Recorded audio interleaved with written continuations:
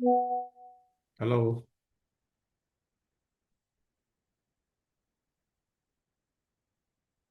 Hello. Ratul, শুনতে পাচ্ছ?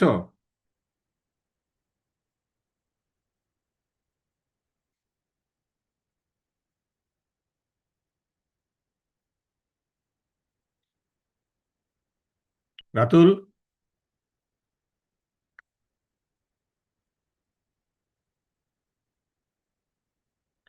কেউ কি আমার কথা শুনতে পাচ্ছ? জি জি স্যার, স্যার, কথা শুনতে শোনা যায়। রাতুল কোথায়? পাচ্ছি। রাতুল একটু তো বাইরে গেছে স্যার, অ্যাকচুয়ালি। বাইরে গেছে মানে? মানে জয়েন দিয়ে হয়তো ওয়াশরুমে গেছে, আই ডোন্ট নো। আচ্ছা, ওইটা হইতে পারে।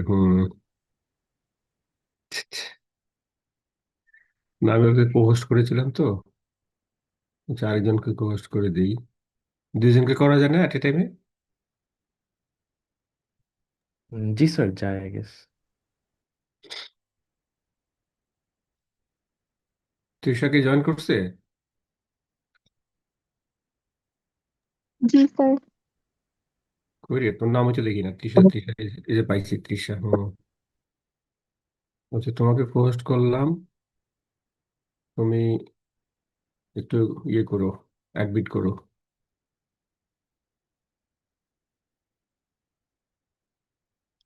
সকালে ক্লাস হয়েছে? জি স্যার, অবশ্যই। গুড। এখন শুধু আমারটাই বাকি, না সবগুলোই আরো দুই একটা বাকি আছে? তাই শুধু আপনারটাই বাকি। এটাই বাকি। আচ্ছা, ঠিক আছে, আমারটা ইনশাল্লাহ আজকে হয়ে গেলে আর বৃহস্পতিবারে একটা ক্লাস নিব বাস।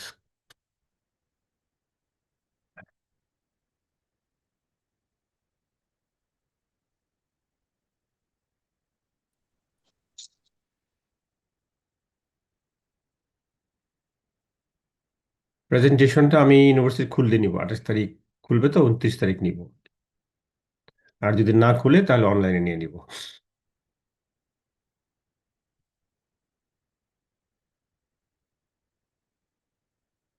29 তারিখ দেখো তো কি বার হয়।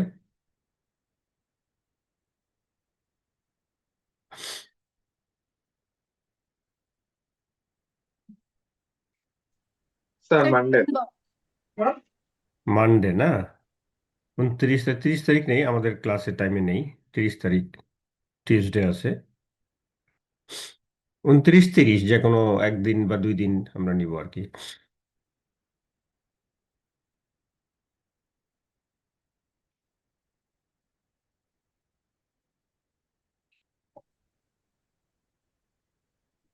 সরি স্যার, আরেকটা কোয়েশ্চেন ছিল বলো। Regarding presentation. স্যার, আপনি কোন একটা ক্লাসে সম্ভবত মানে এরকম বলছিলেন আলাদা দুইটা মার্কেটিং প্ল্যান রেডি করতে, মানে এটা কি ওইটার থেকে সেপারেট কিছু কেস হ্যাঁ, হ্যাঁ, স্টাডি হ্যাঁ, টাইপের? সেটা সেপারেট সেপারেট। প্রেজেন্টেশনটা তো হবে কেস প্রেজেন্টেশন। হ্যাঁ, হ্যাঁ, হ্যাঁ। আর ওইটা ছিল অ্যাসাইনমেন্ট টাইপের আর কি, টার্ম পেপার। ওইটা ওইটা সরি, আরেকবার ডিটেলস গুলো একটু শেয়ার করা যাবে? মানে টিম ওয়াইজ হবে না কিভাবে হবে? না, এটা ওইটা নিয়ে ওইটা অনেকেই কনফিউজ। ওইটা টিম ওয়াইজ হবে। ওইটা যেই গ্রুপে প্রেজেন্টেশন দিচ্ছে ওই গ্রুপে একটা দিতে হবে। আর আচ্ছা, প্রেজেন্টেশন গ্রুপে সবাইকে দিতে হবে। আচ্ছা, আচ্ছা। মানে ওইটা প্রেজেন্টেশন। ওইটা হ্যাঁ, জাস্ট বল। কপিটা আপনাকে জমা দিয়ে দিব ওইটা এরকম? হার্ড কপিটা আমাকে, ওই হার্ড কপির মধ্যে একটা কাজ করবা, মার্কেটিং প্ল্যান একটা কাজ, ওইটার মধ্যে ফরওয়ার্ডিং পেজ, তারপরে তার উপরে তোমার নাম থাকবে, গ্রুপের নামটা থাকবে। আর আচ্ছা, কেসের ক্ষেত্রে যেটা হচ্ছে যে কেসে কোনো আমাকে হার্ড কপি দিতে হবে না। কেসে হচ্ছে যে তোমরা গ্রুপের প্রিপারেশন নিবা। হ্যাঁ, তোমরা নিজেরা প্ল্যান করে নিবা কে কোনটা কোন পার্টটা প্রেজেন্ট করবা, জাস্ট ওরালি এসে প্রেজেন্ট করবা। ওইটা আচ্ছা, তোমাদের আচ্ছা। প্ল্যান। স্যার, ওকে। মার্কেটিং প্ল্যান তো যে কোনো কোম্পানি নিয়ে, তাই না? হ্যাঁ, মার্কেটিং প্ল্যান তুমি যে কোনো কোম্পানি, যে কোনো প্রোডাক্ট, যে কোনো ব্র্যান্ডের উপর করতে পারো। এটা প্রোডাক্ট বা যে কোনো কোম্পানির প্রোডাক্ট বা ব্র্যান্ডের উপর করবো আর কি। তো আহ, মার্কেটিং প্ল্যানটা কি, মার্কেটিং প্ল্যানের কন্টেন্টটা কি, মার্কেটিং প্ল্যানের তো একটা, আমি তোমাদেরকে ইয়েও দিয়েছি, কি বলা হয় যে একটা মডিউলও দিয়েছি মনে হয়, যতটুকু একটা স্যাম্পল দিয়েছি মনে হয় আছে। ওই স্যাম্পলটা দেখে একটা আইডিয়া হবে, বেসড অন দ্যাট তুমি। আর মার্কেটিং প্ল্যানের তো ইয়েও পাওয়া যায়, তোমার এই যে গুগলে সার্চ দিলেও তুমি কিন্তু ফরম্যাটটা, টেমপ্লেটটা পাবা। বেসড অন দ্যাট তুমি বাংলাদেশের কনটেক্সটে করবা। যদি বাংলাদেশের কনটেক্সটে ডেটা না পাওয়া যায়, তো ডেটাটা পাওয়া যায় অনেক ডিফিকাল্ট, তাহলে একটু তাদের কোম্পানির ওয়েবসাইটে ঢুকেও তুমি ডেটা নিতে পারো। আর না হলে ইমাজিনারি ডেটা দিয়ে করবা। আমি তো গত বছর কাদের করাইলাম, মার্কেটিং ম্যানেজমেন্ট 28 ব্যাচ। ওরা তো ফ্যান্টাস্টিক মার্কেটিং প্ল্যান করছে, কি সুন্দর কাজ করছে ওরা। স্যার কোনো লিমিট থাকবে না না না, অ্যাসাইনমেন্টের কোনো যে কোনো ওয়ার্ড কোনো কাউন্ট করা কোনো যাবে? লিমিট নাই, কোনো লিমিট নাই। ওকে, ওকে, থ্যাংক ইউ। লিমিট বলতে কি, পেজ লিমিট বলতেছো? হ্যাঁ, মানে এরকমই পেজ লিমিট, ওয়ার্ড লিমিট, মানে না কত না, বড় কোনো হবে? কোনো লিমিট নাই, কোনো নো লিমিট। ওকে।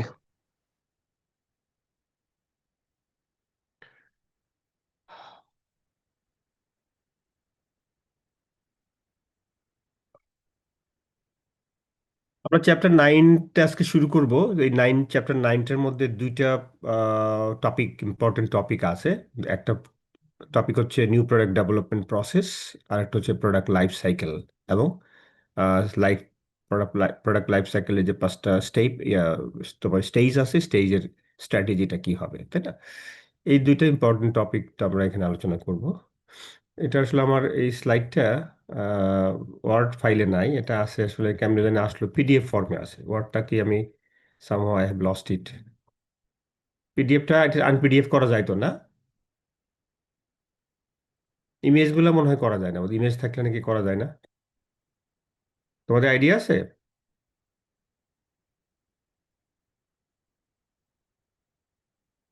হ্যালো?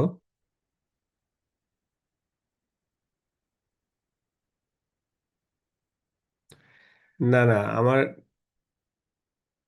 এটা তো স্লাইডটাই আছে, এটা স্লাইড হিসেবে আছে, কিন্তু এটা মানে পিডিএফ ফর্ম হয়ে গেছে আর কি সামহাও। বা এটা আমি যেখান থেকে পাইছি আমাকে পিডিএফ ফর্মেই আমাকে হতে হয়েছে তোমাকে আগের। এটাকে আনপিডিএফ করা যায় কিনা, যেমন আমি স্লাইডটা যখন দেই, আমি তো যখন ইয়ে করি, নেক্সট স্লাইডে যায় না, এটা তো আমাকে টেনে টেনে আনতে হচ্ছে আর কি। আচ্ছা যাক, ঠিক আছে, অসুবিধা নেই, করে নেবো আমি। তোমাদের মাইকগুলো বন্ধ রাখো।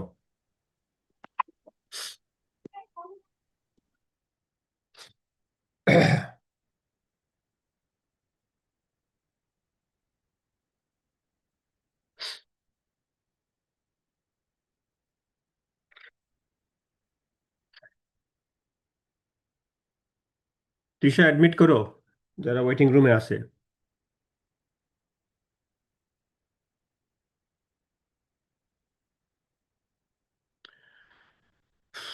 তো নিউ প্রোডাক্ট বলতে আমরা কি বুঝি? আমরা গত ক্লাসে না, যে কোনো একটা ক্লাসে বোধহয় আমরা একটু পয়েন্ট আউট করেছিলাম যে হোয়াট ইজ নিউ প্রোডাক্ট। বলো তো একজনে দেখি, নিউ প্রোডাক্ট মানে কি?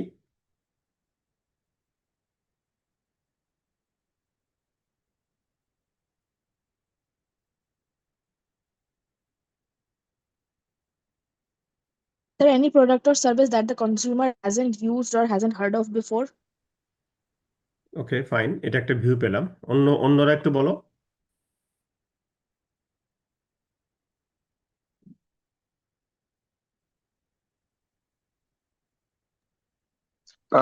কোনো কোম্পানি প্রথমবারের মতো যে প্রোডাক্টটা মার্কেটে ইন্ট্রোডিউস করে। Very good, very good. কোম্পানির কনটেক্সটে এটা হচ্ছে প্রথমবার যখন কোম্পানি বাজারে একটা প্রোডাক্ট নিয়ে আসে, এটা নিউ প্রোডাক্ট। গুড। আর কোম্পানির কনটেক্সটে হচ্ছে কোম্পানি যখন বাজারে একটা প্রোডাক্ট নিয়ে আসে নতুন, এটা কোম্পানির দিক থেকে নিউ প্রোডাক্ট। আর কনজিউমারের দিক থেকে নিউ প্রোডাক্ট হচ্ছে কনজিউমার মার্কেট প্লেসে যে প্রোডাক্টটা নিউ দেখে।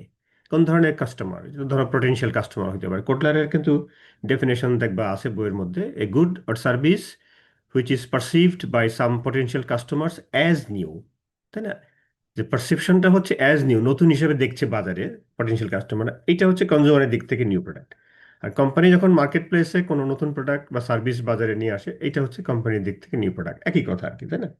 এখন প্রোডাক্টের মধ্যে তো সার্ভিস আছে, প্রোডাক্টের মধ্যে তার অন্যান্য এন্টিটি গুলো আছে, এক্সপেরিয়েন্স আছে, সবই নিউ প্রোডাক্টের মধ্যে পড়বে। এনিওয়ে, তাহলে এখন product development, new product major stages in new product development process, 8টা স্টেপ আছে। এটা সবসময় কাজে লাগবে, এটা মনে রাখবে, একদম বেস, এটা আমাদের ফাউন্ডেশনে রাখতে হবে। যে আইডিয়া জেনারেশন, এখন আইডিয়া জেনারেশন কিভাবে হয়, সোর্সগুলো কি কি, সেগুলো একটু রাখতে হবে। আইডিয়া স্ক্রিনিং বলতে আমরা কি বুঝি, তাই না? আইডিয়া স্ক্রিনিংটা হচ্ছে যে যে আইডিয়া জেনারেট হতো, 4টা 5টা আইডিয়া জেনারেট করলো, সেখান থেকে একটা বা দুইটাকে স্ক্রিনিং করলো, বাকি যেগুলো গুড ওয়ান সেগুলোকে রাখা হলো, আর যেগুলো পুয়ার ওয়ান এগুলোকে ড্রপ আউট করা হলো। এখানে স্ক্রিনিং, এখানেও কিছু বিষয় আছে। তারপর একটা হচ্ছে দুইটা জিনিস আছে এখানে, concept development and concept testing, দুইটা কিন্তু আছে। কনসেপ্ট ডেভেলপমেন্ট একটা জিনিস, কি কনসেপ্ট? প্রোডাক্টের কনসেপ্ট।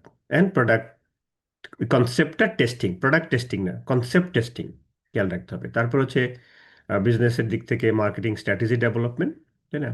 মার্কেটিং স্ট্র্যাটেজি তো একটা গেম প্ল্যান তৈরি করবে, যেহেতু মার্কেট প্লেসে যদি কম্পিটিটর থাকে, হ্যাঁ, তো তখন তো তোমাকে কোম্পানিকে একটা এই এই প্রোডাক্টটা ইয়ে করার জন্য একটা একটা একটা গেম প্ল্যান তৈরি করতে হবে, একটা ডিস্টিং প্ল্যান তাকে তৈরি করতে হবে, তাই না? মার্কেটিং স্ট্র্যাটেজি আমরা বলি logic by which a company hopes to achieve its গোল।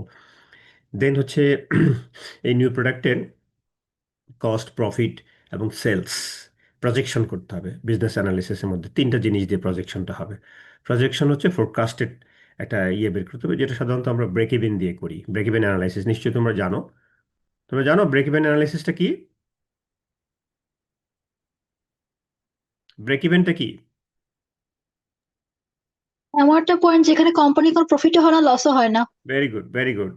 তাই না? Break even point is a point where company neither profit nor loss, বা প্রফিটস নর লসেস, তাই না? তাহলে ব্রেক ইভেন অ্যানালিসিসটা হয় যেখানে তোমার আমরা বলি যে ও এক্স এক্সিসে থাকে হচ্ছে সেলস, আর ও ওয়াই এক্সিসে থাকে হচ্ছে কস্ট। তো তোমার কস্ট একটা অরিজিন থেকে সার্টেন পয়েন্টে ফার্স্ট ফার্স্ট গ্রাফের ফার্স্ট কোয়াড্রেন্টে দেখবা যে একটা সার্টেন ডিস্টেন্সে আমরা একটা প্যারালাল লাইন টানি, যেটাকে আমরা বলি ফিক্সড কস্ট কার্ভ। এই ফিক্সড কস্ট হচ্ছে প্রোডাকশনের আইটেম কমলে বা বাড়লে কস্টের কোনো চেঞ্জ হয় না, তাই না? এবং 90 ডিগ্রি অ্যাঙ্গেল থেকে একটা কার্ভ অরিজিন থেকে উপরের দিকে যাবে, যেটাকে আমরা সেলস কার্ভ বলি। তাহলে এটা ফিক্সড কস্ট কার্ভকে টাচ করে।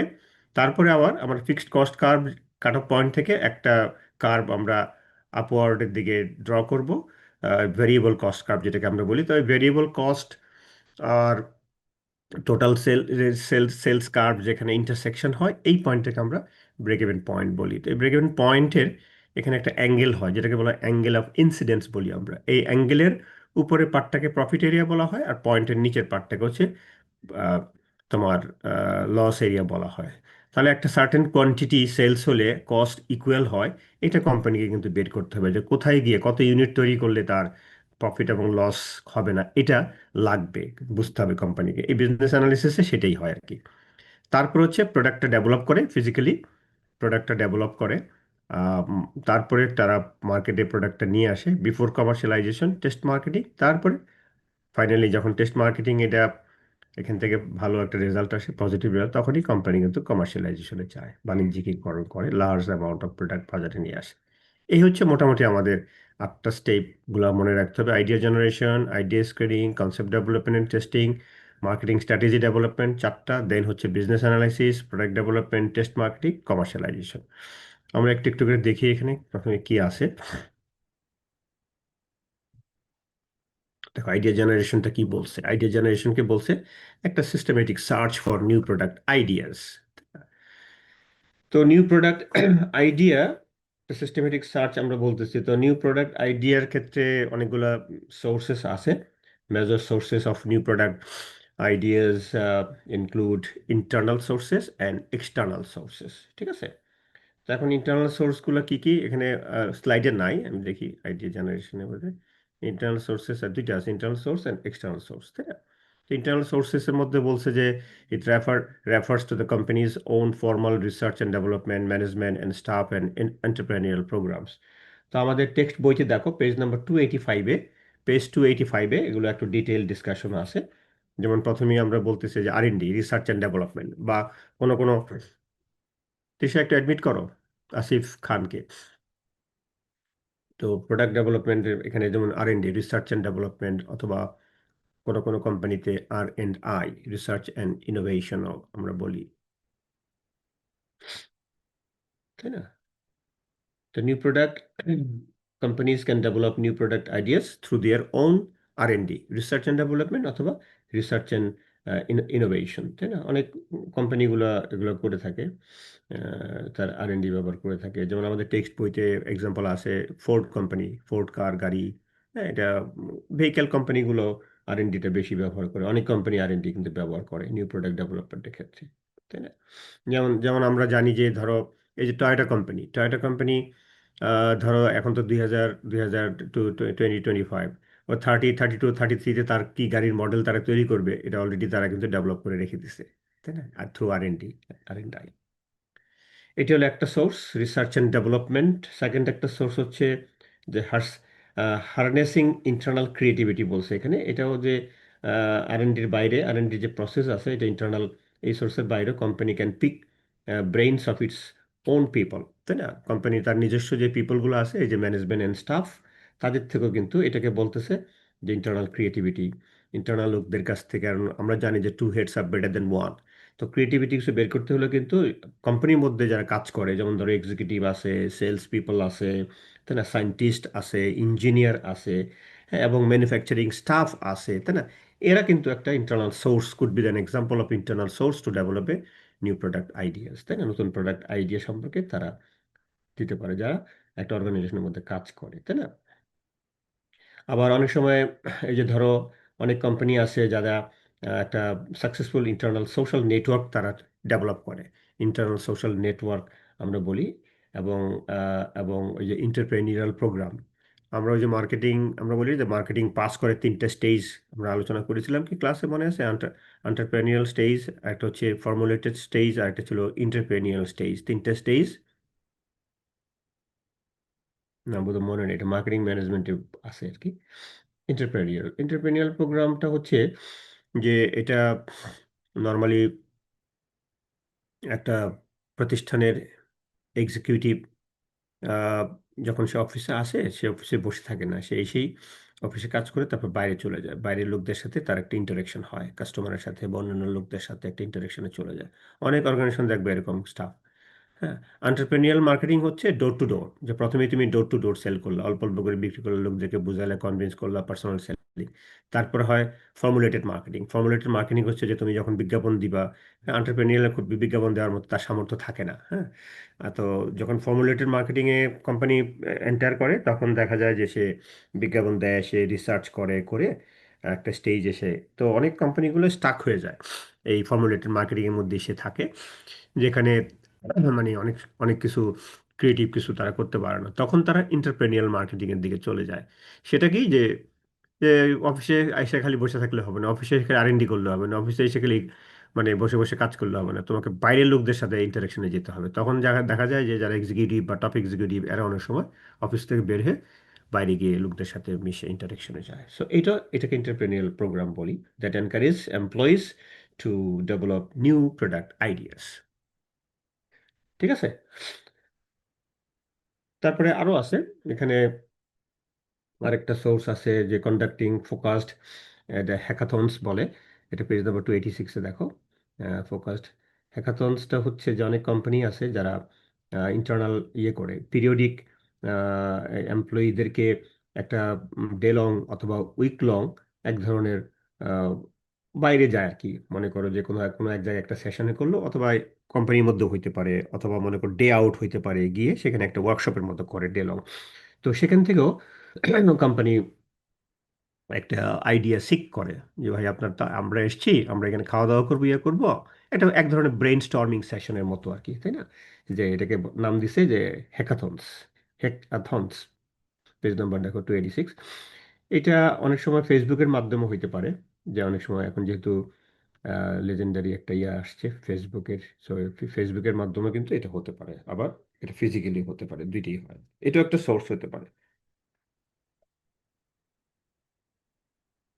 তারপরে অনেক সময় এরকম হয়, আরেকটা সোর্স আছে রিকগনাইজিং হিডেন আইডিয়া, আর এন ডির মাধ্যমে। যেমন আমরা অনেক সময় অনেক আনএক্সপেক্টেড ডিসকভারি আমরা করতে পারি। তো সেটা আমরা আবার এরকম বিভিন্ন রকম প্রজেক্ট নিতে পারি যেগুলো হিডেন আইডিয়া কাস্টমারের কাছ থেকে আমরা আহ, ওই যে এরকম অনেক কোম্পানি আছে, বিশেষ করে যারা তোমরা 3M নাম শুনছো কিনা? 3M একটা কোম্পানি আছে যারা ওই যে প্রজেক্টর, তারপরে এই ধরনের ইকুইপমেন্ট তৈরি করে। নাম শুনেছো 3Ms?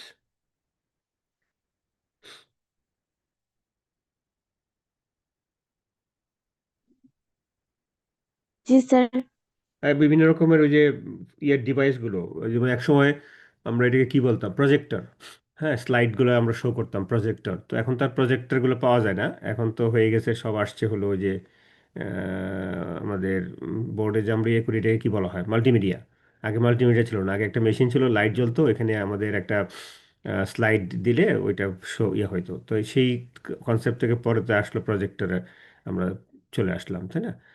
তো এই যে এই 3M কোম্পানিগুলো কিন্তু এরকম হিডেন আইডিয়া তারা মানে ইউজ করেছে আর কি, নিউ প্রোডাক্ট ডেভেলপমেন্টের জন্য। তারপরে অনেক সময় এরকম আছে যে টেকনোলজি অনেক সময় হয়, using different technology to generate ideas. কোনো সফটওয়্যার, অনেকে সফটওয়্যার ইউজ করেছে, এরকম কোম্পানি আছে, তাই না? যেমন বিশেষ করে যেমন ধরো যে ইলেকট্রনিক বাইসাইকেল, তো এইটা বের করার সময় অনেক সময় এই ধরনের টেকনোলজি আবিষ্কার করে এই ইলেকট্রনিক বাইসাইকেল একটা নতুন কনসেপ্ট, নতুন প্রোডাক্ট, এগুলো তারা বের করেছে আর কি। কোনো ট্রান্সপোর্ট টাইপের কোনো ভেহিকেল বা ট্রান্সপোর্ট বের করতে গেলে যেগুলো ডিজিটাল ইকোনমিক ইনফ্রাস্ট্রাকচার, এরকম কিছুর ক্ষেত্রে, সফটওয়্যার ডেভেলপমেন্টের ক্ষেত্রে আমরা এরকম দেখি। এটা গেল, তারপরে আরো আছে এখানে আইডিয়া সোর্সিং এর আইডিয়া, এখানে যেমন আছে রিপারপাজিং এক্সিস্টিং প্রোডাক্টস আছে, এক্সিস্টিং প্রোডাক্ট রিয়েলাইজ করা, যেমন ধরো তোমার এই যে আমরা ক্লোরেক্স একটা ব্র্যান্ড আছে, এটা সম্ভবত পিএনজির হতে পারে ক্লোরেক্স, আমি জানি না। ক্লোরেক্স হচ্ছে একটা পপুলার হাউসহোল্ড লন্ড্রি ক্লিনিং, হ্যাঁ, এবং ডিসইনফেক্টিং ব্র্যান্ড, তাই না? এটা অনেক সময় আমরা করোনার সময় এটা বেশি ব্যবহার করেছি, ক্লোরেক্স ফ্লোর ফ্লোর পরিষ্কার করা, আর সময় কাপড়ের মধ্যে অনেক সময় এটা দেয়, তাই না, ডিসইনফেক্ট করার জন্য।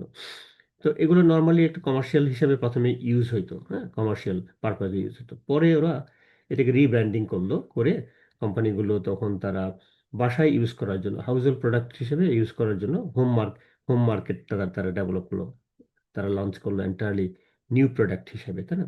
অর্থাৎ আনট্যাপিং যে কাস্টমার সেগমেন্ট আছে, আনএক্সপ্লোরড, সেই সেগমেন্ট থেকে তারা বের করে এই তাদের জন্য এই প্রোডাক্টটা তখন অফার করলো। এটা রিপারপাজিং এক্সিস্টিং প্রোডাক্ট, এটা কিন্তু একটা এক ধরনের নিউ প্রোডাক্ট আইডিয়ার মধ্যে পড়ে। তারপরে আরেকটা সোর্স আছে, এখানে বলছে যে আনবান্ডেলিং এক্সিস্টিং অফারিংস। হ্যাঁ, অনেক সময় একটা প্রোডাক্ট বান্ডেলিং সোর্স হিসেবে ব্যবহার মানে অফার করে। যেমন ধরো তুমি এখানে একটা ড্রিল তুমি ব্যবহার করলা, যে এটা একটা ইজিয়েস্ট ওয়ে হইতে পারে টু ক্রিয়েট এ নিউ এবং stand alone product is to unbundle the existing collection of offerings. যেমন ওই যে একটা ক্রাফটম্যান কোম্পানি, ওরা একটা প্রোডাক্ট তারা তৈরি করে, সেটা ছিল হ্যান্ড ড্রিল। হ্যাঁ, একটা হ্যান্ড ড্রিল, তো হ্যান্ড ড্রিলের সাথে অনেক সময় কি থাকে, হ্যান্ড ড্রিল থাকে, ড্রিলের সাথে মেশিনের সাথে একটা ব্যাটারি থাকে, অন্যান্য ইকুইপমেন্টগুলো থাকে। হ্যাঁ, এটাকে আমরা বলি বিশেষ করে যে rechargeable stand up work light থাকে, হ্যাঁ, লাইট থাকে। তো এখন এই রিচার্জেবল স্ট্যান্ড আপ ওয়ার্ক লাইটের সাথে তোমার হ্যান্ড রিল, ব্যাটারি এবং অন্যান্য ইকুইপমেন্টগুলো একসাথে থাকতো, এটা ধরে তারা বিক্রি করতো কোম্পানিটা। হ্যাঁ, একটা ক্রাফটম্যান একটা ব্র্যান্ড আছে, এই ক্রাফটম্যান ব্র্যান্ড, তো এটাকে তখন কি করলো, পরে দেখা গেল যে একটা একটা স্টেজে মার্কেটার্স তার রিয়েলাইজ করলো যে কাস্টমাররা শুধুমাত্র লাইটটা চায়, কারণ অনেকের বাসায় ড্রিল মেশিন আছে, অনেকের বাসায় ব্যাটারি আছে, তখন এগুলোকে তখন তারা আলাদা করে ফেললো, তাই না? যে শুধু লাইটটার জন্য একটা অফার দিল, ব্যাটারি কিনলে ব্যাটারি অফার থাকলো, তাই না? বা ড্রিল যদি কেউ কিনে ড্রিলটা থাকলো, যার যার এটা আলাদা করে ফেললো, তাই না?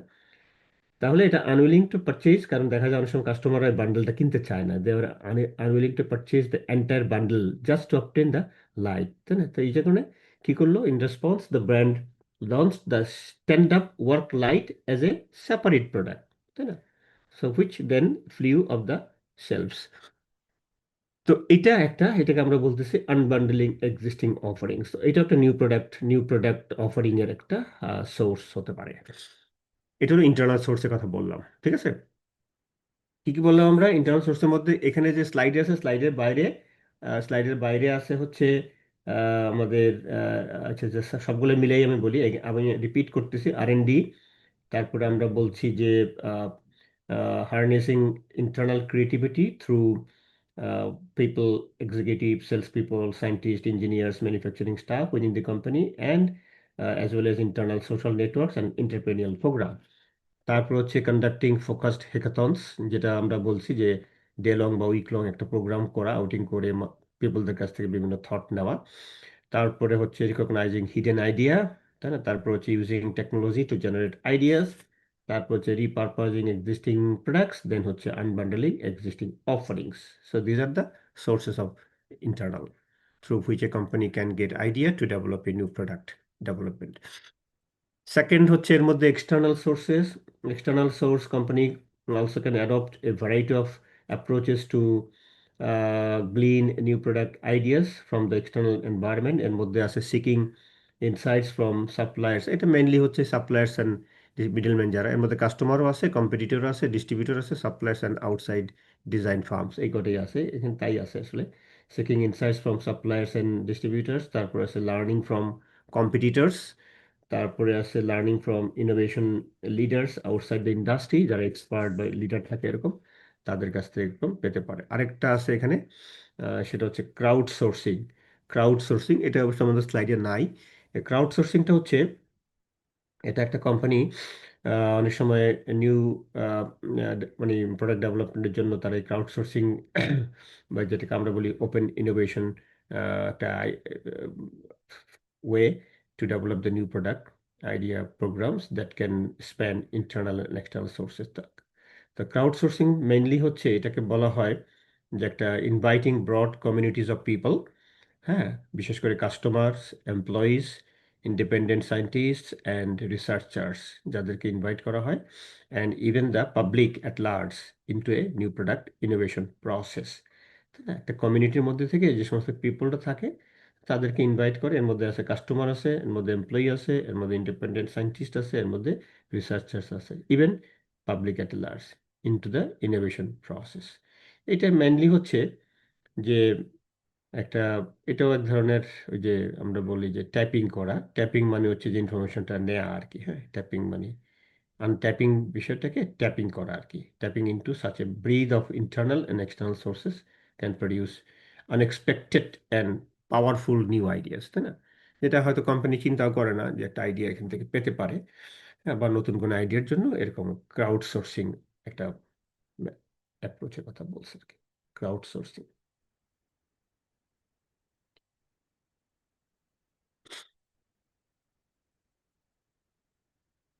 বোঝা গেল? জি sir. Customers, competitors, distributor, suppliers, এটা আমরা নিলাম, পাশাপাশি আমরা এই যে ক্রাউড সোর্সিংটাও এখানে অ্যাড করে দিব আর কি, ব্যাস হয়ে গেল। সেকেন্ড হচ্ছে আইডিয়া জেনারেশন। আইডিয়া জেনারেশনের মধ্যে, সরি, ক্রাউড এখানে তো আছে, সরি আমি খেয়াল করিনি, এর মধ্যে আছে, দেখো যে crowdsourcing involves inviting broad communities of people, customers, employees, independent scientists and researchers, and even the public at large into the new product innovation process. এগুলো একটু মনে রাখতে হবে, পরীক্ষা কিন্তু আসতে পারে।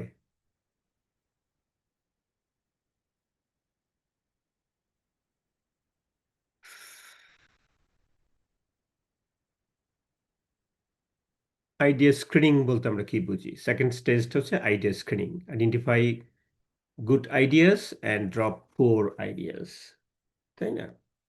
Screening new product ideas to spot good ones and drop poor ones. এটা হচ্ছে আইডিয়া স্ক্রিন করা। স্ক্রিন মানে বাছাই করা। যে ধরো আমরা আইডিয়া জেনারেশন ইন্টারনাল এবং এক্সটার্নাল সোর্স থেকে অনেকগুলো 15টা 20টা আইডিয়া পেলাম, সেখান থেকে কমিয়ে না, হয়তো 3টা 4টাতে আমরা নিয়ে আসি, ভালোগুলোকে রাখা আর যেগুলো একটু পুয়ার এগুলোকে একটু ড্রপ আউট করা আর কি। তো এখানে একটা মার্কেটিং এক্সপার্ট একটা বিষয় ডিসক্রাইব করেছে, যেটাকে বলা হয় ক্যাপিটাল RWW। RWW হচ্ছে, আর মানে রিয়েল, ডাব্লিউটা হচ্ছে স্ট্যান্ডস ফর উইন, সেকেন্ড ডাব্লিউটা হচ্ছে ওর্থ, তাই না? এটা একটা স্ক্রিনিং ফ্রেমওয়ার্ক বলা হচ্ছে। Marketing expert that described an RWW, a new product screening framework that asks 3 questions. এখানে 3টা কোয়েশ্চেন কিন্তু এই স্ক্রিনিং ফ্রেমওয়ার্কের মাধ্যমে সিক করা হয়। প্রথমত হচ্ছে ইজ ইট রিয়াল? কি রিয়াল? ইজ ইট মানে কি? সেটা হচ্ছে আইডিয়াটা, যে ইজ দেয়ার, বা যে প্রোডাক্টটা ডিফাইন করা হচ্ছে সেটা আর কি, তাই না? যে is there a real need and desire for the product, কি বললাম আমরা? ইজ দেয়ার, পেজ নাম্বার 289 দেখো, যে is there a real need and desire for the product and will customers buy it? এই প্রশ্নটা কিন্তু রাখতে হবে। তারপরে হচ্ছে একই সাথে বলছে is there a clear product concept and there will be such a product satisfy the market? এটা হচ্ছে রিয়েলের মধ্যে আসবে। সেকেন্ড হচ্ছে ক্যান উই উইন। সেকেন্ড হচ্ছে can we win, so does the product offer a sustainable competitive advantage? Does the company have the resources to make such a product a success? এটা হচ্ছে second one. Third হচ্ছে is it worthing বা worth doing, তাই না? যে is it worth doing? Does the product fit the company's overall growth strategy? Does it offer sufficient profit potential? তাহলে এই প্রশ্নগুলা এখানে জিজ্ঞাসা করা হয় এই ফ্রেমওয়ার্কের মধ্যে, যেটাকে বলতে নাম দেওয়া হয়েছে RWW ফ্রেমওয়ার্ক।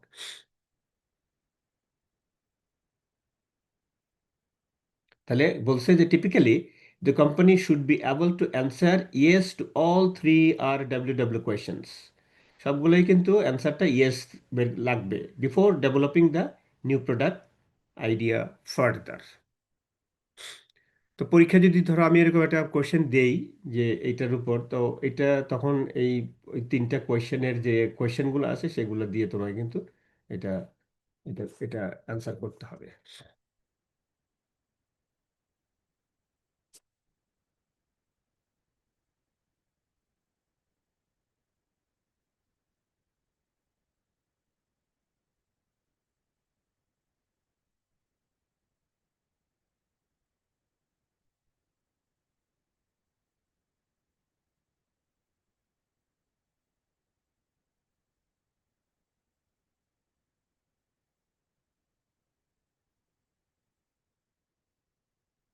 এটাকে তুমি ডিসক্রাইব করবা, ডিসক্রাইব করবা, এবং এটা কিভাবে ব্যবহার হয়, হাউ ইজ ইট ওয়ার্ক।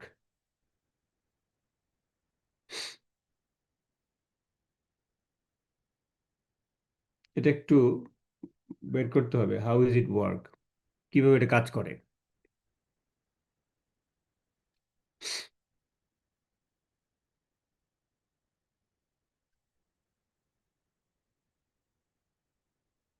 তারপরে থার্ড হচ্ছে কনসেপ্ট ডেভেলপমেন্ট অ্যান্ড টেস্টিং। এর মধ্যে কনসেপ্ট ডেভেলপমেন্ট টেস্টিংটা কি পরে আছে? প্রোডাক্ট ডেভেলপমেন্ট অ্যান্ড টেস্টিং, হ্যাঁ। আচ্ছা, তার মধ্যে এখানে 3টা জিনিস আছে, দেখো 3টা জিনিস আছে, product idea, product concept, product image.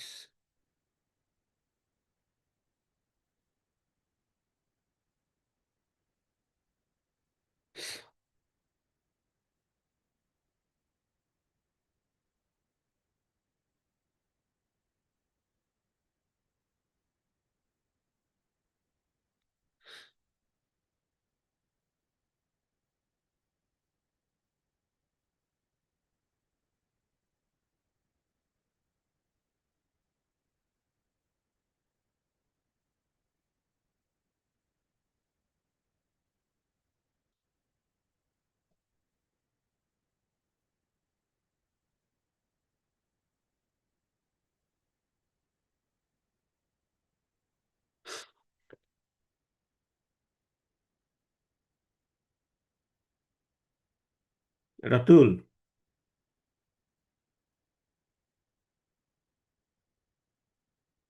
একবার তৃষা আউট হয়ে যায়, থাকে না, একবার রাতুল থাকে না।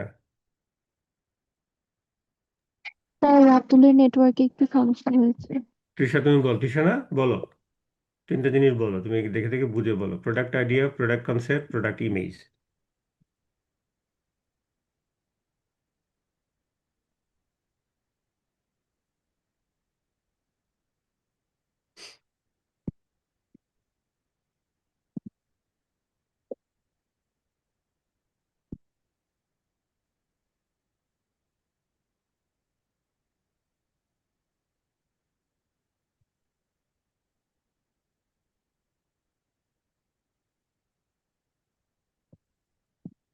মানে আমরা এর আগে কি 2টা স্টেজের কথা বললাম, থার্ড স্টেজ, ফার্স্ট স্টেজটা ছিল আইডিয়া জেনারেশন, দেন হচ্ছে আইডিয়া স্ক্রিনিং, তাই না?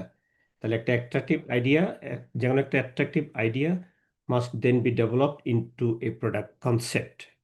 একটা অ্যাট্রাকটিভ আইডিয়াকে আমরা স্ক্রিনিং করার পরে কিন্তু একটা প্রোডাক্ট কনসেপ্টে এটাকে নিয়ে আসতে হবে, তাই না? Product concept.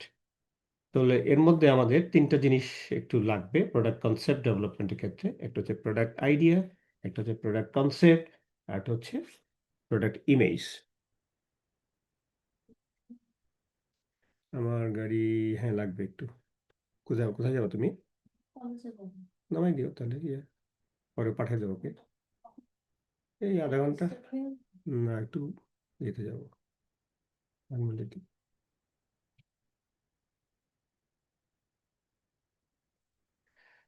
বলো।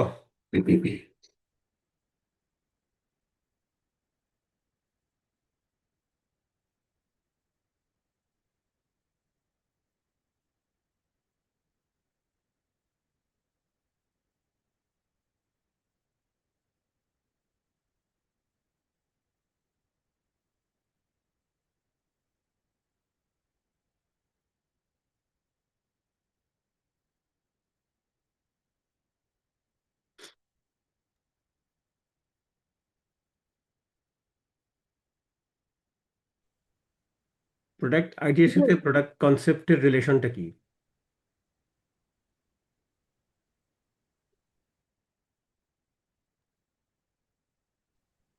নিজের মতো করে গুছিয়ে বলতে হবে, তাই তো?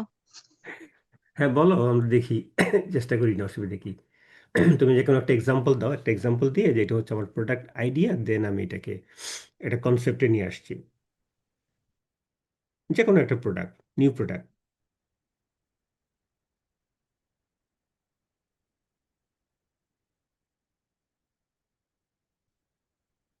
আরে আমাদের ক্লাসে তো অনেক ভালো ভালো স্টুডেন্ট আছে, ওরা বলো না একটু। সবাই খালি বসে থাকে, নাস্তা খায়, কি করে না করে, মোবাইল টিপে।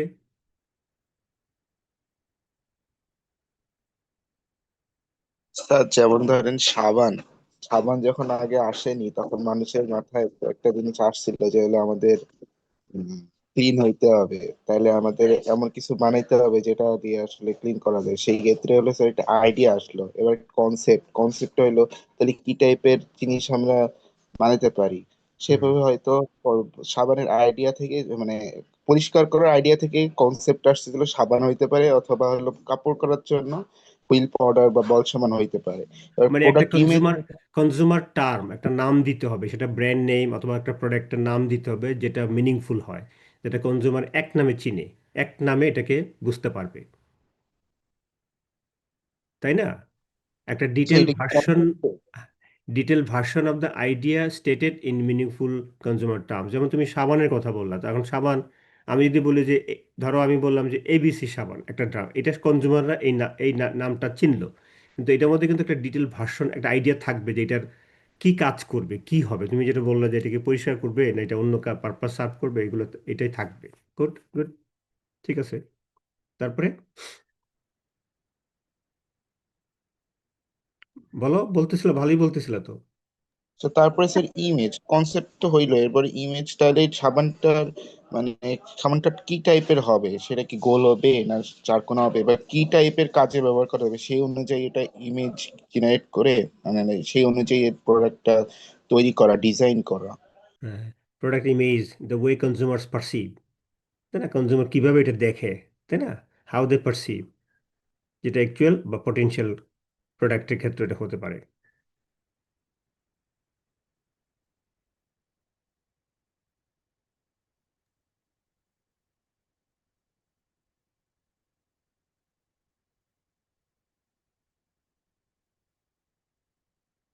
আরেকটা একটা এক্সাম্পল দিতে পারো, অন্য কোনো প্রোডাক্টের ক্ষেত্রে একটা এক্সাম্পল দেওয়া যায়? যেমন আমাদের এখানে হোন্ডার একটা এক্সাম্পল দেওয়া আছে, হোন্ডা ব্র্যান্ডের হোন্ডা জেট এলিট একটা ইয়ে দেওয়া আছে, এটা একটু দেখতে পারো। হুম।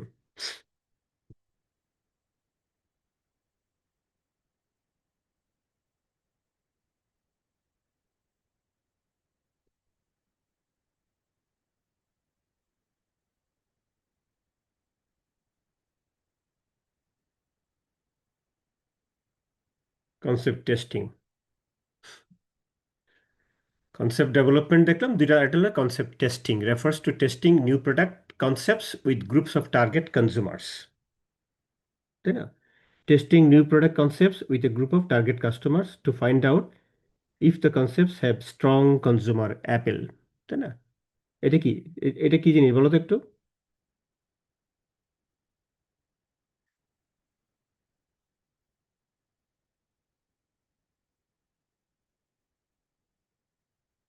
কনসেপ্ট টেস্টিং, কনসেপ্টটা যেটা ডেভেলপ করা হলো সেটাকে নির্দিষ্ট কিছু এরিয়ার মানুষদের মধ্যেই খালি এটা প্রচার করা যে ওনারা এটা ওনারা হচ্ছে নির্দিষ্ট কিনবে। প্রচার করে না, নির্দিষ্ট এরিয়ার কিছু কাস্টমার অথবা বিভিন্ন এরিয়া থেকে কিছু কাস্টমারকে একটা গ্রুপে এনে তখন তাদের সাথে একটা ইন্টারেকশনে যাওয়া, যে look we are going to launch A new product, so এই প্রোডাক্টের কনসেপ্ট হচ্ছে এরকম, এই কনসেপ্টের মধ্যে এই একটা ডিটেল ভার্সন আছে, সো হোয়াট ইউ থিঙ্ক, তাই না? বিভিন্ন টার্গেট কনজিউমারকে একটা গ্রুপে এনে এই কনসেপ্টটা তাদের কাছ থেকে একটা মতামত নেয় আর কি, একটা small scale sort of exploratory রিসার্চের মতো আর কি, এক্সপ্লোর করা যে কনসেপ্টটা ঠিক আছে কিনা।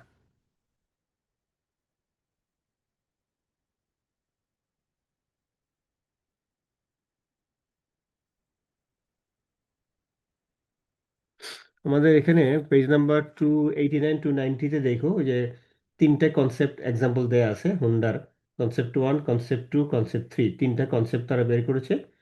তারপরে তারা ওই যে ধরো কিছু ফ্যামিলির লোকজনকে নিয়ে তারা এটা আলাপ করে যে কোন কনসেপ্টটা এখানে ভালো, কনসেপ্ট 1 না কনসেপ্ট 2 না কনসেপ্ট 3 অল্টারনেটিভ, সেখান থেকে তারা হয়তো একটাকে তারা পিক করে আর কি কনসেপ্ট টেস্টিং এ। ওকে,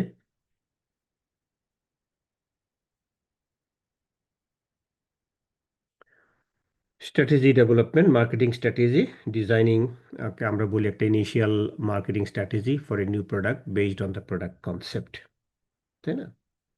স্ট্র্যাটেজি নিয়ে তো এখানে আলোচনা করার এখানে একটা স্ট্র্যাটেজি স্টেটমেন্ট বলছে consist of target market description, তারপর হচ্ছে value proposition planned, value proposition তো আমরা আগেও বলেছিলাম, ভ্যালু প্রপোজিশনটা কি, set of benefits that a company promise to satisfy the customer needs, sales, market share and marketing mix, তাই না?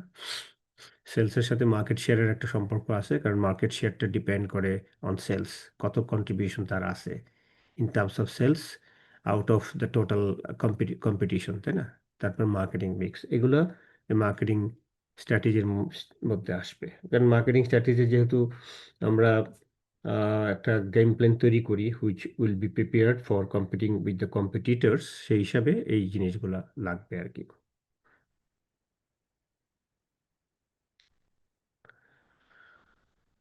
তারপর আমাদের বিজনেস অ্যানালাইসিস আমরা বলেছিলাম যে it is a review of sales cost and profit projections for a new product to find out whether this factor satisfy the company's objectives, তাই না?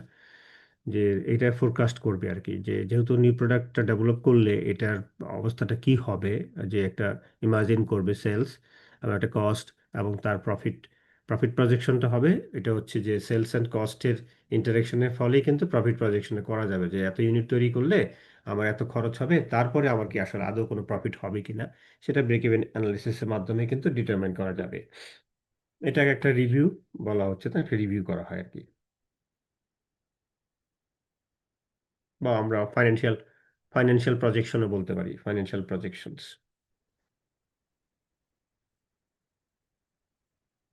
দেন হচ্ছে product development is developing the product concept into a physical product to ensure that the product idea can be turned into a workable working offering, বলছে product development, তাই না? যেটা really প্রোডাক্টটা develop করা হয় এবং যেখানে তোমার যে আহ, একটা ফিজিক্যাল প্রোডাক্ট,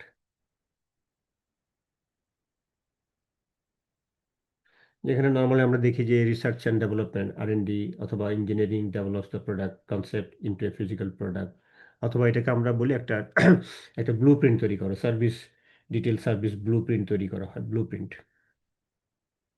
ব্লু প্রিন্ট বলতে এটা একটা মেনলি হচ্ছে সার্ভিসের ক্ষেত্রে ব্লু প্রিন্টটা হয়, সার্ভিসটা যদি নিউ সার্ভিস হয় অ্যাজ গুড অ্যাজ প্রোডাক্ট, তাহলে সেক্ষেত্রে একটা ব্লু প্রিন্ট হয় যেখানে পিপল, ফিজিক্যাল এভিডেন্স এবং তিনটার ইন্টারেকশন লাগে, কন্ট্যাক্ট পার্সন যারা এমপ্লয়িরা যারা ফ্রন্ট এন্ডে কাজ করে আর বিহাইন্ড দ্য সিন যারা ব্যাক স্টেজে কাজ করে এরা, আর হচ্ছে যে সমস্ত ইকুইপমেন্টস মেশিনারিজ দিয়ে সার্ভিসটা দেওয়া হয় এটা, আর হচ্ছে তোমার তিনটা জিনিস বললাম, কি কি বললাম, ফিজিক্যাল এভিডেন্স, পার্সন,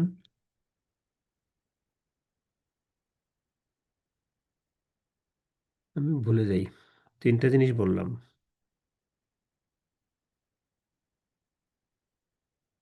হুম, দেখছো ভুলে গেছি। কি কি বলছি মনে আছে? আমি ভুলে গেছি। হ্যাঁ, স্যার পিপল হবে। পিপল বলছি। দাঁড়াও, একটু দেখে নি, কনফার্ম হয়নি।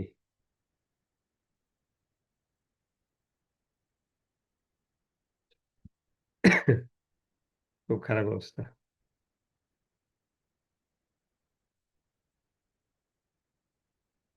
না, প্রসেস হবে, sorry. Process, points of contact হচ্ছে পিপল আর কি। পিপল মানে এমপ্লয়ি যারা সার্ভিসটা প্রোভাইড করে। আর একটা হচ্ছে এভিডেন্স, সার্ভিস এভিডেন্স। মানে এখানে এগুলো হচ্ছে কম্পোনেন্ট। একটা সার্ভিস ব্লু প্রিন্টের কম্পোনেন্টগুলো হচ্ছে এই তিনটে জিনিস থাকে। এনিওয়ে, সার্ভিসেস মার্কেটিং এ পড়বার দরকার নাই।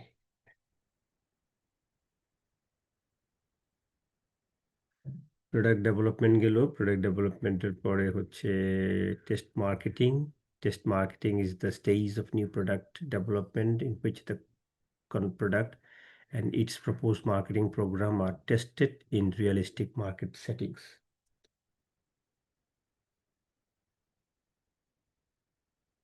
তাই না?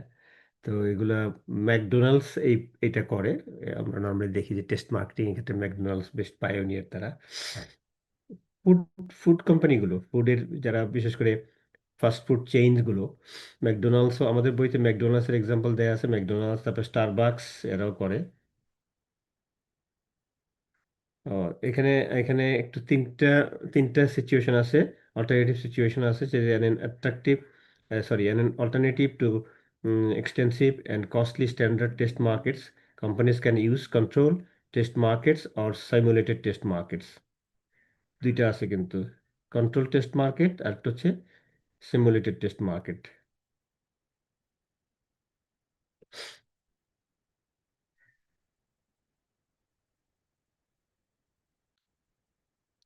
কন্ট্রোল টেস্ট মার্কেটটা হচ্ছে এটা একটা যে নিউ প্রোডাক্টস এবং ট্যাকটিসটা আর টেস্টেড হয় among control panels of shoppers and stores.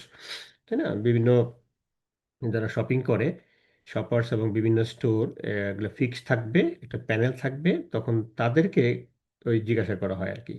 এটা হচ্ছে control test markets. New products and tactics are tested among control panels. Panel মানে একটা ফিক্সড নাম্বার অফ শপার্স এবং স্টোর থাকবে। মানে যেখানে তোমার ওই যে ডেমোগ্রাফিক, কনজিউমারের ডেমোগ্রাফিক বিষয়গুলো নেওয়া হয়, যারা পারচেস করে, তারা যারা মিডিয়া দেখে, তাদের ইনফরমেশনটা নেওয়া হয়, তখন কোম্পানি এটাকে অ্যাসেস করে impact on store and in home marketing এফোর্টের ক্ষেত্রে।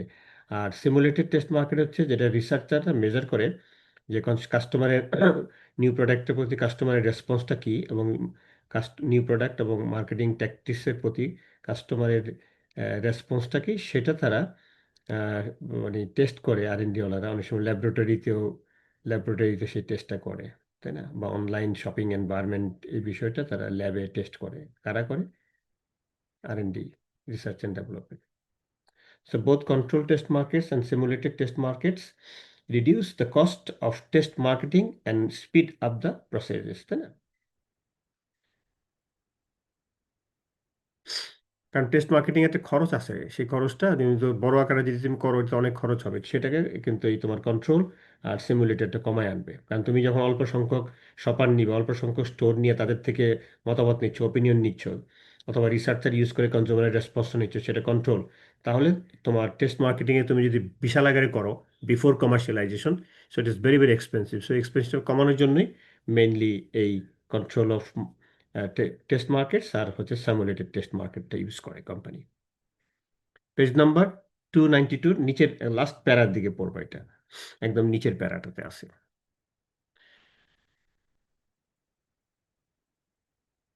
তারপর হচ্ছে কমার্শিয়ালাইজেশন, একদম 8 নম্বর স্টেজে, যেটাকে আমরা বাংলায় বলি, বাংলায় বলা হয় বাণিজ্যিকীকরণ। ফাইনালি যখন কমার্শিয়ালাইজ হবে, যে commercialisation involves introducing A new product into the market. এভাবে মনে রাখবা, it involves introducing a new product into the market.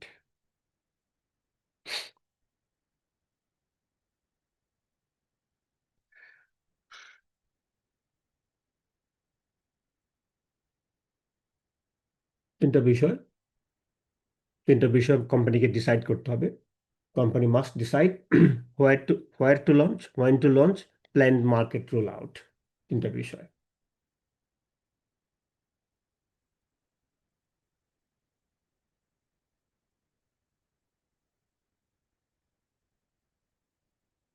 যেমন এখানে যদি বলা হয় যে হোয়ার to launch the new product, তাই না? হোয়ার to launch the new product যদি বলি আমরা, তাহলে যেমন ধরো যেটাকে একটা সিঙ্গেল লোকেশনে হবে, না একটা রিজিয়নে হবে, নাকি এটা ন্যাশনাল মার্কেটে লঞ্চ হবে, নাকি ইন্টারন্যাশনাল মার্কেটে লঞ্চ হবে। অনেক সময় কোম্পানি আছে যারা খুব কুইকলি ইন্ট্রোডিউস করে একটা new model into the full national market, সারা দেশে, মনে করো সারা বাংলাদেশে বা সারা পৃথিবীতে, তাই না?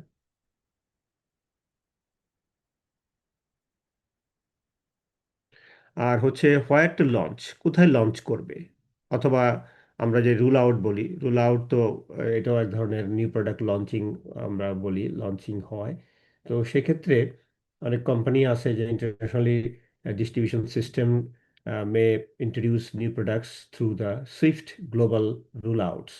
যেমন এখানে একটা এক্সাম্পল আছে অ্যাপেলের যে আইফোনগুলা ওরা যে লঞ্চিং করে, যেমন এখানে আইফোন 12-এর একটা এক্সাম্পল দেয়া আছে।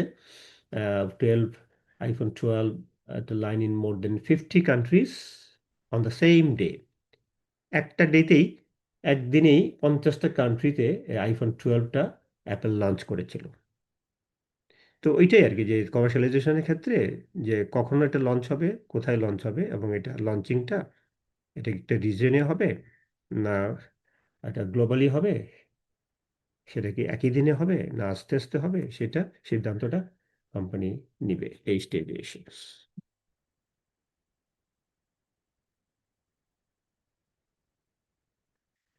আমরা অর্ধেক শেষ করলাম, তারপরে আমাদের যেটা লাগবে সেটা হচ্ছে আমরা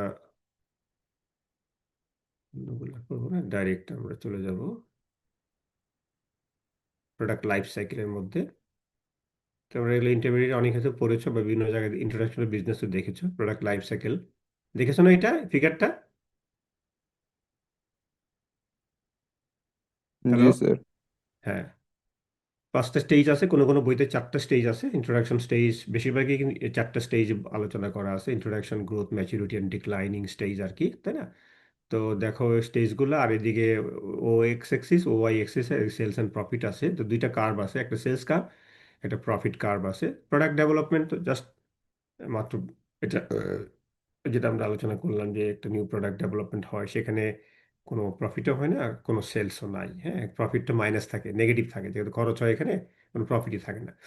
তারপরে যখন এটা ইন্ট্রোডাকশন স্টেজে আসে, ইন্ট্রোডাকশন স্টেজেও তো তোমার প্রফিট থাকেই না, যেহেতু সেলসটা মাত্র শুরু হয় এখান থেকে। আমি জাস্ট খালি গ্রাফটা বলতেছি, আস্তে আস্তে হয়।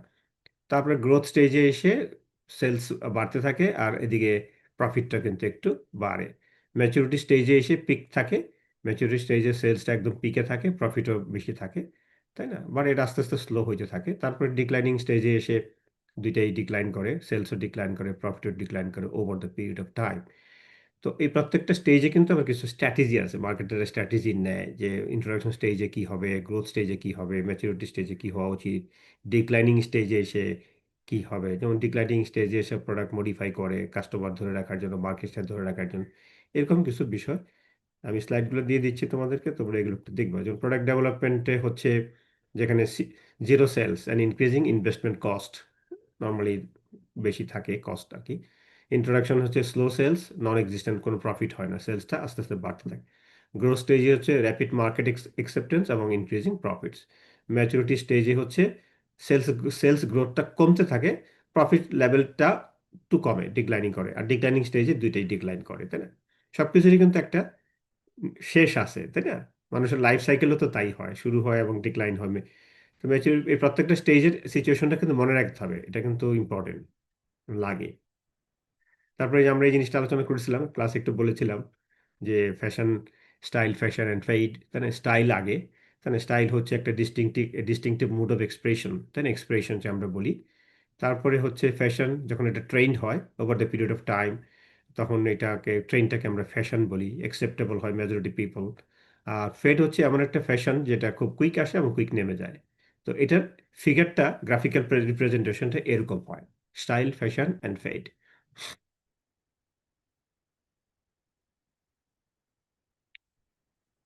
তারপরে স্ট্র্যাটেজিগুলো কি হয়, ইন্ট্রোডাকশন স্টেজে slow sales growth, little no profit, এগুলোর একটা টেবিলে দেওয়া আছে। টেবিলটা ভালো করে পড়লে তুমি পেয়ে যাবা। টেবিলটা একটু দেখবা, দেখাচ্ছি টেবিলটা, এখানে দেওয়া আছে, এই যে টেবিলটা। Summary of the product life cycle characteristics, objectives and strategies পাশাপাশি দেওয়া আছে। তো এখানে প্রত্যেকটা স্টেজের দেখো characteristic, sales, cost, profit, customers, competitors, marketing objectives. এটা এটা ল্যান্ডস্কেপে দেওয়া আছে প্রত্যেকটা সেলসের ক্ষেত্রে, ইন্টারন্যাশনাল সেলসের ক্ষেত্রে কি হয়, গ্রোথের ক্ষেত্রে কি হয়, ম্যাচুরিটি কি হয়, এইটা একদম মনে রাখবা। কস্টের ক্ষেত্রে কি হচ্ছে, প্রফিটের ক্ষেত্রে কি হচ্ছে, কাস্টমারের কি, তাই না? যদি এখানে একটা নতুন কনসেপ্ট আসবে, ইনোভেটার্স আছে, আর্লি অ্যাডাপ্টার্স আছে, মেইন স্ট্রিম অ্যাডাপ্টার আছে, ল্যাগিং অ্যাডাপ্টার আছে, এগুলো এখানে আছে, এটা একটু দেখতে হবে আর কি। আর স্ট্র্যাটেজিগুলো হচ্ছে পরের ইয়েতে দেওয়া আছে, এখানে দেওয়া আছে স্ট্র্যাটেজিগুলো। Product, price, distribution, advertising, sales, প্রমোশনের ক্ষেত্রে প্রত্যেকটা স্টেজে স্ট্র্যাটেজিটা কি হবে, এটা একদম মুখস্থ রাখবা।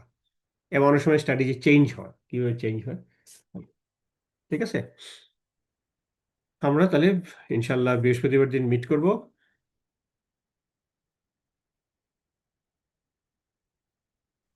স্যার এই চ্যাপ্টারটা কি এখানেই এন্ড? হ্যাঁ, এখানেই শেষ। হ্যাঁ, স্যার আমাদের আর কোনো চ্যাপ্টার করানো হবে? না লাগবে না, এটাই শেষ। স্যার বৃহস্পতিবার দিন তোমার বৃহস্পতিবার। সবাই থাকো, ক্লাসে থাকো, আমি একটা ফাইনাল ব্রাশ আপ দিব, ঠিক আছে? ওকে ওকে স্যার। স্যার প্রেজেন্টেশনটা কি তাহলে ফিজিক্যালি হবে 28 তারিখে? প্রেজেন্টেশনটা আপাতত আমরা ফিজিক্যালি থাকি, যদি আমরা দেখি যে সিচুয়েশন আমাদেরকে ইয়ে করে না, পারমিট করে না, তাহলে আমরা হয়তো অনলাইনে নিয়ে নিব আর কি। আপাতত ফিজিক্যালি থাকুক। ইউনিভার্সিটি 28 তারিখ খুলবে, আমরা 29 তারিখ বা 30 তারিখ যে কোনো একদিন নিয়ে নিব আর কি, একটা ক্লাসে নিয়ে নিব। স্যার তাহলে স্যার আমি প্রথম দিকে আমার ডিভাইস প্রবলেম হচ্ছিল, এই জন্য আমি কথা শুনতে পারছিলাম না স্যার, সরি স্যার এই জন্য। বলো, দুইটা স্যার বিষয় ছিল, দুইটা স্যার বিষয় আমি মার্কেটিং বলছি। প্ল্যান যেটা বলছিলেন ওইটা কি আমাদের পুরা টিম মেম্বারের যে কোনো একজন দিলেই হবে? মানে না না, আমরা কি এইভাবে? ওইটার প্রেজেন্টেশনাল এখন নিব না, এখন সময় নাই। ওইটার প্রেজেন্টেশন লাগবে না, ওইটা তুমি দিবা, যেটা হচ্ছে যে এটা তো হার্ড কপি আপনাকে সাবমিট হার্ড করে কপি, দেব? একটা হার্ড কপি দিবা। হার্ড কপির মধ্যে যে গ্রুপে আছে সবার গ্রুপের নাম আর আইডিটা থাকবে। একটা ওকে হার্ড কপি দিবা ফ্রম ইচ গ্রুপ, একটা করে। ওকে তোমার ওকে যদি স্যার, তাহলে 9টা গ্রুপ আটটা হয় তাহলে আটটা 9টা আটটা। মার্কেটিং প্ল্যান হবে। আর কেস প্রেজেন্টেশনটা, যেটা প্রেজেন্টেশন আমরা বলতেছি, case analysis and yes sir. Presentation, এইটা তোমরা গ্রুপে প্ল্যান করবা, প্রিপারেশন গ্রুপে নিবা, কিন্তু গ্রুপের সবাইকে প্রেজেন্ট করতে হবে yes physically. Sir. Yes sir. এই হলো পার্থক্য আর কি। ওকে আর স্যার। ওইটার ক্ষেত্রে আমাদের কোনো হার্ড কপি লাগবে না, প্রেজেন্টেশনের কোনো হার্ড কপি লাগবে না, ওকে স্যার। Okay sir. ঠিক আছে? Yes sir. আর কারো কোনো প্রশ্ন?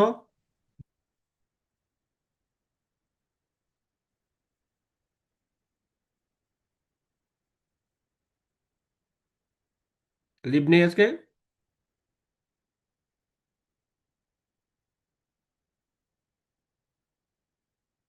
Okay sir. আল্লাহ হাফেজ, ভালো থাকো সবাই, টেক কেয়ার।